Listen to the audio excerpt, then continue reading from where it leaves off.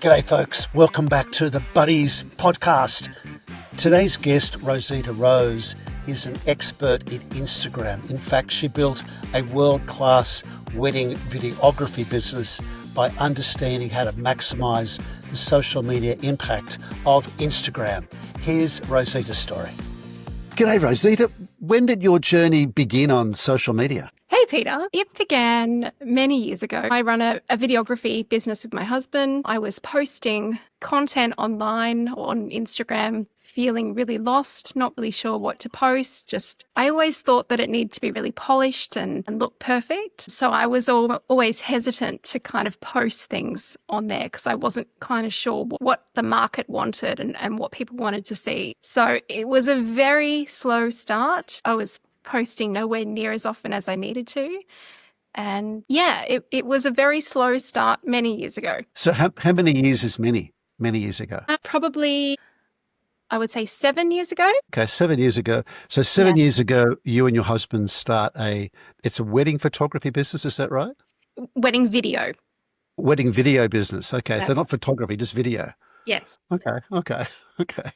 So you're thinking, well, it'd be great to grow the business and spread the word about our business. And you're thinking, well, social media is one way to do that. Is that how you were thinking? Yeah, definitely. I mean, I think we were all always on social media anyway. Everyone was. And I would post things on there, but just not really sure what to post or how to post. But I knew that it needed to be on there because most people in our industry are looking at your website and they're also going to your socials. So I knew that content needed to be on there. So in the wedding video industry, Instagrams is the place to be. Is that what you're saying? Definitely right now. Yeah.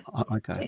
Yeah. So you're 7 or 8 years ago, you've got the business, you're thinking, I'm not posting enough, I'm not quite sure what to do, where to go. So what happened then? So yeah, I was feeling a bit lost. We had employed a marketing agency to kind of help us with a rebrand, a website rebrand. And part of that was they were going to take on our socials. And we very quickly learned that wasn't working because we were the ones who needed to come up with the content. It's our brand, it's our business. We needed to put out there what we wanted couples to see. So I've lost my train of thought. Sorry.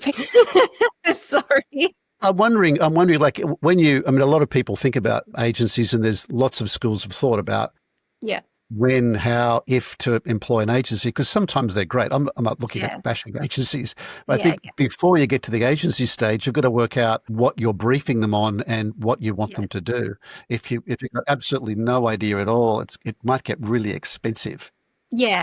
To keep briefing an agency and them charging you by the hour or by the project and you're not getting the great results. You've got to do that hard work up front, really, haven't you, to understand who's our target audience, for example, who are we after, what do they want to see, what are our competitors doing? Were those sort of thoughts in your mind then? Definitely. We did get a lot out of them. They were great, but for the actual social media side, I was finding that I needed to do all the work first to give it to them for them to upload it.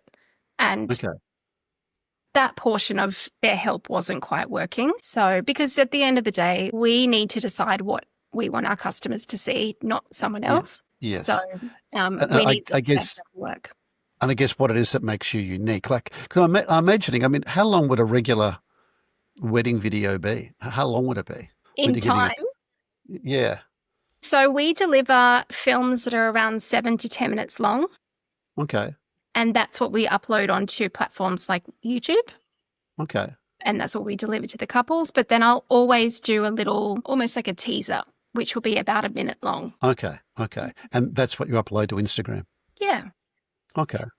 And when you started doing that, did you start noticing a difference in your business? Definitely. Yeah. Not only that, so originally we were uploading the whole film onto Facebook, and then Instagram changed their rules where they would allow longer videos. But we were finding that people's attention span is about 3 seconds. So no one's going to watch a 10-minute film of someone they don't know unless it's, a celebrity or something. So we needed to reassess what we were doing and work out a way to get people's attention with short, engaging, beautiful content. And that's when we scaled it back and we thought we can still deliver our wedding films to the couple because that's what they want. But then we can also pull out almost little highlights, little teasers, best bits of that film, or moments that didn't make it into the film, and give people just something that's really beautiful and really engaging. And that so people coming to our page who don't know that couple look at that and think, oh, I want that. I really like that. And it's not 10 minutes. They're not having to watch 10 minutes. They might watch 10 seconds. Yes. And that's enough to get their attention and to keep them engaged and to create that kind of rapport with your customer. Okay. And I'm imagining, is it true to say that most of your customers would be the bride or the fiancé? Yeah, I think mostly be the women watching Instagram, picking the sort of video that they would like at their wedding. Is that true? Correct, yeah. We probably find there's maybe about 5% of men who come to us to book it in. It's not to say that they're not part of the planning process, but typically speaking, the women enjoy that research side of wedding planning. Yeah. And I've noticed that too.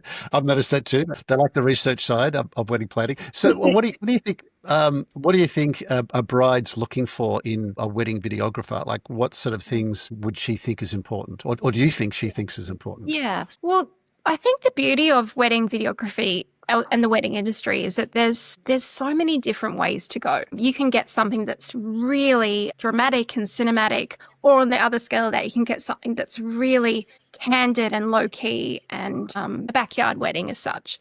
So for us, we like to sit somewhere in the middle. We love filming in a candid way, which is really natural. Nothing's ever really posed. It's all very organic, but we film it in a way that has that real film cinematic feel. So you're watching a professional, almost like a professional movie with that quality, but we're not going to set up scenes and make you do acting and things like that. But other companies do that, and couples love that, and they want that for their day.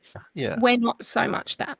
Okay, so your niche is super high quality, but more natural in style, like capturing the couple or the bride or the bridesmaids or the wedding party in more natural, so it's more like a realistic representation of what happened on that day. Definitely. We often like to say, in a great way, we're your shadow. So we're there to capture the moments. We're not in your face all day.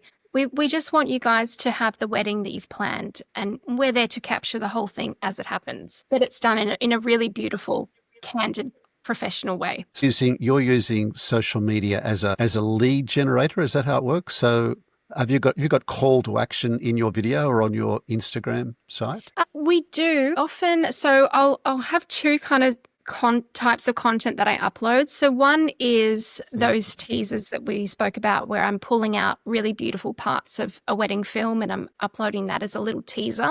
They do generate a lot of engagement and a lot of new business. And then I'll also post advertising specific content, which is, it might have a hook in it, which is something like, have you been searching for XYZ, or are you getting married in 2026 XYZ? So it's prompting couples to say, oh, yeah, that's me. And then they read further. So that's not specific to that couple to look at and say, oh, there's my film. That's more of a marketing tactic, I suppose you could say. Yeah. So you're looking to find because I'm imagining people wouldn't watch wedding video on Instagram unless they were considering getting married and looking for a videographer. I mean, not something I think most people would like to watch. It's like you might watch sport or might watch. I kind of and the way the algorithms work, if I started watching wedding videos, I'm probably going to get more and more wedding videos in my feed, right? And they'll serve big up competitors' wedding videos, which is great. So how do you qualify? So do you know what sort of numbers you're working on, like in terms of like how many views you're getting per video and how many of those convert into leads or clients? Yeah. Look, everyone's different, and because my journey started out so small, my wins are probably not wins to other people. But if I can get, say, 5,000 to 7,000 views per video, that's a real win for me. Okay. If I get a couple of hundred, that's still a win, because the way I look at it is with most posts that I do, I'll gain followers. From those, I'll gain inquiries and therefore bookings. So the beauty of our work is I don't need 10,000 bookings. I just need a couple here and there, and that's great for me. I'm happy with Yeah. that. Yeah, a lot of businesses are like that. Yeah. They're going for more the pipe than the funnel. Like the pipe Yeah. is like a narrow band of people. Because I'm imagining you don't need a lot of brides. You probably, I mean, how many, you're doing what, 1 or 2 a weekend at most, I'm imagining? Yeah, I Yeah. think comfortably we can sit at 2 is comfortable. Yeah. 4's busy. Yeah. Yeah. 4 in one weekend. 4 in a weekend is busy. Yeah. Yeah. Yeah. They have to be timed well, wouldn't they? Like a morning or a lunchtime and an evening. Otherwise, it'd get a bit. Well, when we are in that busier season, we do take on some videographers to help us out, so we can divide and conquer. But then again, it comes back to what's the product we want to put out there. For us, it's quality, it's us. I'm not interested in just outsourcing all of our work, because that's what we're selling is our skill. Yeah. So, if we can get a lead from a post that we do, then that's a win for me. Yeah. And what's great about as you said, it's typically only couples who are getting married looking at our content. So those followers we're getting are what I call, I don't want to say a hot lead. Maybe don't put that in, but they're they're people. You can call them hot leads. You can call them hot leads. I don't want to say that. No, the people that we get following us and liking the posts are genuine customers who could potentially be one of our couples. So they're not randoms. They are interested in what we're doing, and from there I can start really personal communication. I always, whenever I get a new follower, I personally always say, "Hi, thank you so much for the follow. Here's a little bit about us if you have any questions." So from the get-go, you're talking to me, and I want to make that really personal, because that's also what we're selling as part of our package is you get us, and we're here to help. We're here to hold your hand. Okay. So you're doing more of the marketing and the selling in the business, and your husband's doing the actual videography. He's actually doing the work. Is that right? Yeah, I also do a lot of the video too. Oh, really? Okay. I've got too many hats, Pete. Okay. But So I do all of the admin side because he is pretty busy. But I love that stuff too. I really love admin. That's kind of my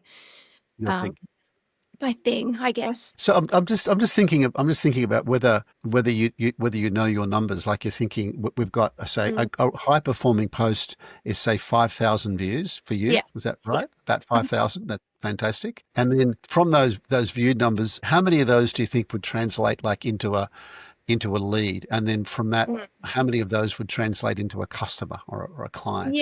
Yeah. So I would say from the 5,000, we'd probably get maybe 5 new followers. Okay. Which might not seem like a lot to many people. And as I said, it's all relevant to what everyone does. But for me, that's great. Yeah. And from those 5, you might get 1 or 2 inquiries, then you might get 1 booking. Okay. So essentially, we could get a booking per post that goes really well. Okay. So you'll get 1 booking per post. So and I think a lot of people that are new to social media don't realize just how small these conversion numbers are. You think 5,000 views is a lot, but not really, because that's going to convert potentially into 1 customer or 1 client. Yeah. You might go 5,000 views. It might go 5 new followers who then you'll start a personal relationship with to contact them. And of those 5, 1 becomes a client, but that's worthwhile. So you're looking at, and you only really need say 2 per weekend or 4 per weekend. Yeah. Okay. And I think that whole side of social media can be really deflating too, because you think, I've put so much work into creating this thing and it's getting all these views, but you just don't know where it's going and you don't know who's seen it. And you might have people who, so in every post we do, I can see all the people that are sharing it and saving it, but where have they gone? Contact me. So that part of it at the start was really hard because I think I'm doing all this work and I'm not getting that immediate validation that it's working. Yeah. And it was really challenging for me to accept that and also keep showing up and doing it again and again and again. That was a challenge for me. Hey folks, we're just taking a short break from our conversation to remind you that if you're enjoying this podcast content, you'd like more of this type of content and access to great workshops, join the Buddez community at buddez.com. That's the Buddez community at buddez.com. Now let's get back to our conversation. I can remember when I first started on social media, it was during COVID.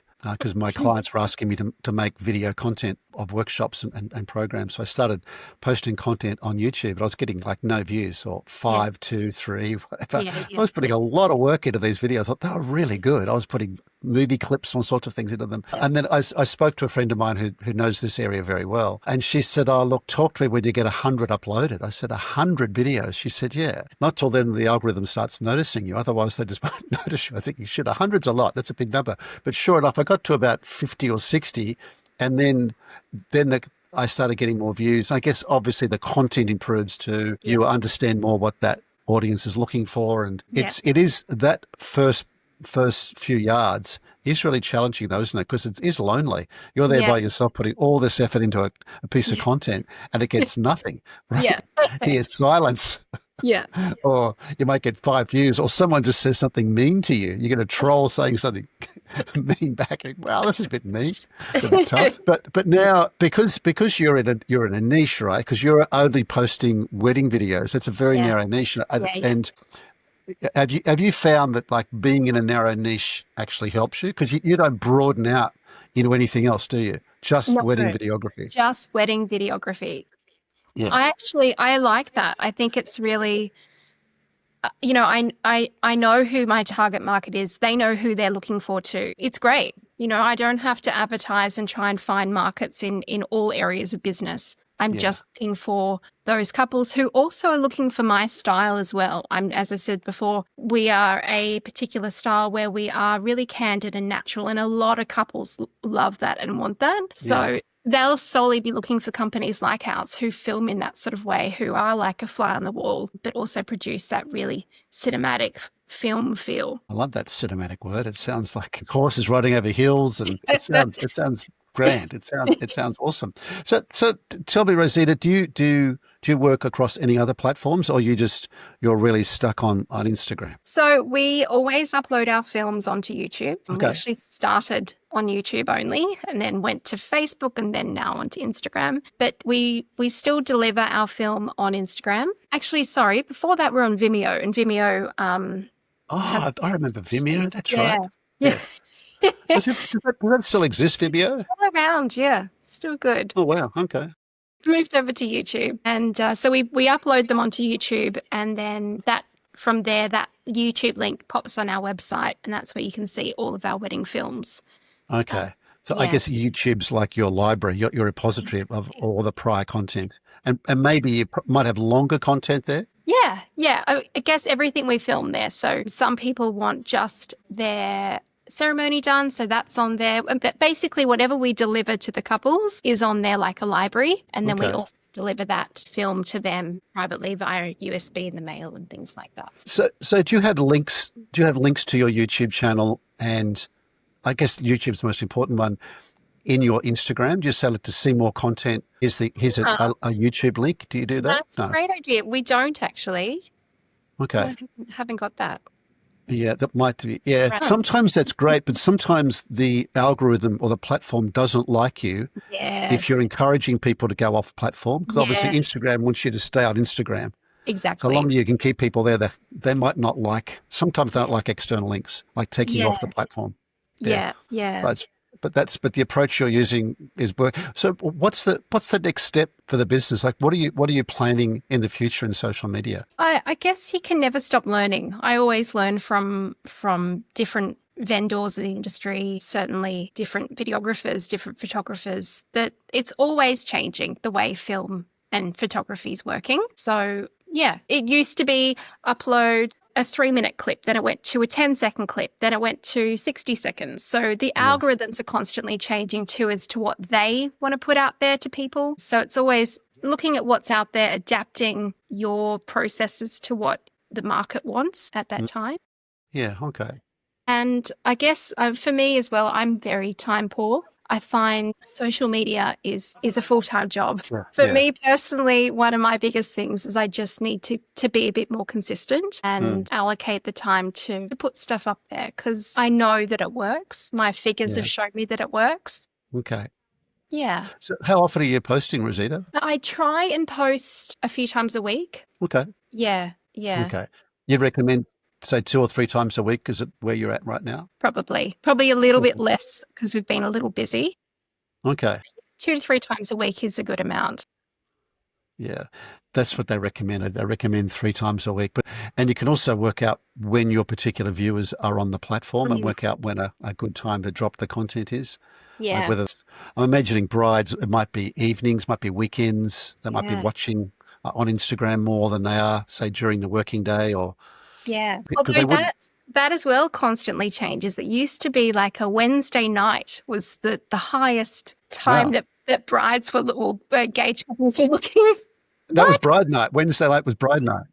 But now it's actually at the weekend. So a Friday or Yeah. Saturday night is when they're Okay. looking. Yeah, which is interesting. On the evenings on a weekend. Okay. I thought the brides would be out with their their fiancés on a Saturday night, but they're scrolling through Instagram looking for their wedding planning instead. Okay. Exactly.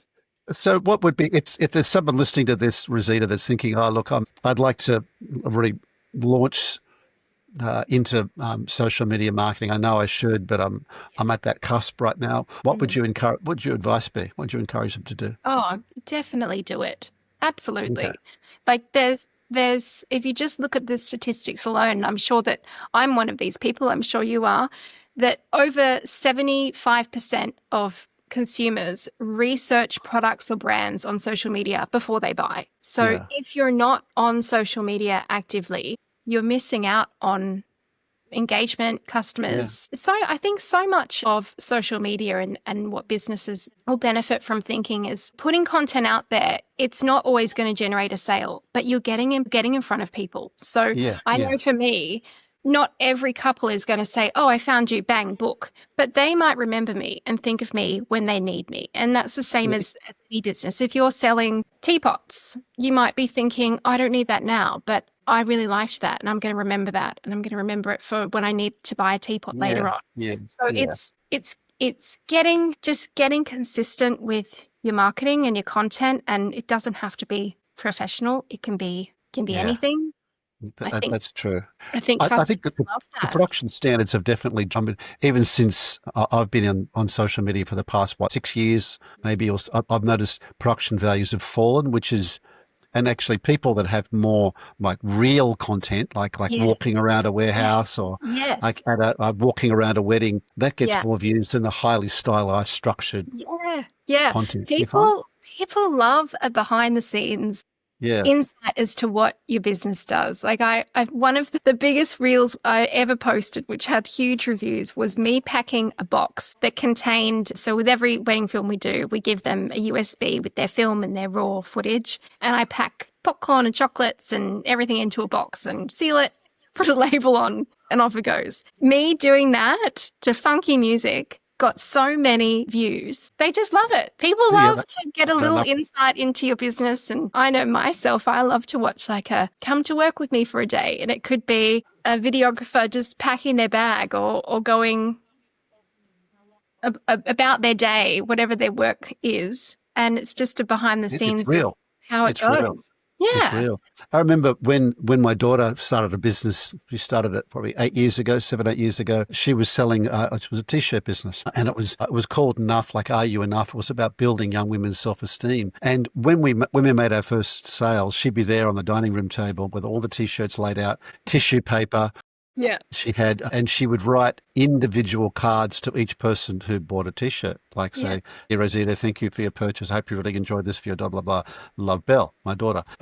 We had, I made a video of this whole table full of wrapped up tissue, hand-wrapped tissue t-shirts with little handwritten notes on them that then we had to go out and deliver. And that got the highest views because it just showed, I guess, how much she cared. Because she insisted on handwriting every note. Sometimes it would drive me nuts. So I said, "Well, we're going to get these delivered."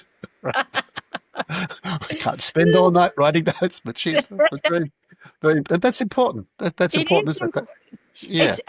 It's important to show up for your brand. So it took me forever to get in front of the camera on social media for our business to say, hi, this is me, this is what we do, or even, so I did an introduction post. I did if you're looking for this type of videography, this is what this means, this is what we bring. All very fun and natural. Oh, if you had seen the drafts on my phone of all the takes I took, it was 200 takes because I just couldn't, I just wasn't comfortable to do it. But at the end of it, I was like, oh, that one will do fine. And people love it. And I've turned up to weddings and people have said, oh, there you are. I recognize you. There's your face. Oh, okay. You know, when you think people aren't actually seeing your stuff, they are, and they're remembering. They recognize you. And if you look at brands and you look at brands that each of us might follow, if there's a face to that brand, a familiar face, a friendly face, or someone just talking about their product, you're probably going to remember that video or that face first, then their product. Yeah. Well, you are the brand, aren't you? Like they're Yeah. So the brides are relating to you. They like you. They know, they talk about know, like, and trust. They know you, they like you, they trust you because they're putting something very important in your hands, right? I mean, the wedding day, very important to the bride, right? It's one of the biggest days of her life, ideally. Yeah. And you want to help it be special for her and her groom and her family that she trusts you to do that. That's what it's about. Now, all of your socials will be in the show notes to this. So if anyone wants to reach out, if they're thinking of getting married or they know someone that's thinking of getting married, I just wanted to thank you for being a guest on the Buddez podcast today. Oh, thank you so much. It's great to have a chat. Thanks for listening to this Buddez podcast. To get all the podcasts and great workshops, visit buddez.com and join our community. We'll see you there. Bye for now.